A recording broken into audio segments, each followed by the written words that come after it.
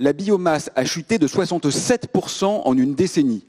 C'est une catastrophe planétaire. La moitié des points dits de basculement irréparable sont déjà atteints beaucoup plus rapidement que ce qui avait été prédit dans les pires scénarios des scientifiques. Donc nous sommes littéralement dans un état d'extermination massive de la vie sur Terre. Nous sommes en guerre totale. Mais nous sommes à la fois, si vous voulez, les auteurs de ce massacre et une partie des victimes de ce massacre. Et pour être tout à fait honnête et le dire sans être trop vindicatif, je crois quand même que l'essentiel de ce qui est proposé aujourd'hui relève de la bouffonnerie. Voilà. Nous sommes en conflit nucléaire et nous affûtons nos lance-pierres.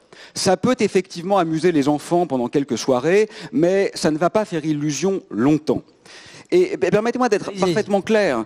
Si vous voulez, je crois qu'il faut absolument, c'est le plus urgent au niveau de l'action concrète, comme vous le voulez, que nous sortions de l'état d'hébétude, pour ne pas dire d'aliénation qui est actuellement le nôtre. Si vous voulez, le verrouillage systémique a fait en sorte qu'aujourd'hui, les gens qui préfèrent leur enfant à leur argent passent pour des radicalisés.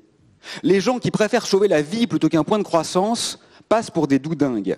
Alors, je pense que la plupart des gens présents dans cette salle fréquentent beaucoup d'économistes et se disent « oui, mais il y a des réalités économiques ». Si vous voulez. Mais moi, je suis physicien et je peux vous assurer que les réalités économiques, elles sont contractuelles. Les réalités biologiques, c'est-à-dire les gens qui meurent, les réalités physiques, c'est-à-dire le crash du système planétaire qui est actuellement en train d'avoir lieu, ça, ce sont des réalités non contractuelles. Elles se rappellent à nous et il va être temps d'être un peu sérieux.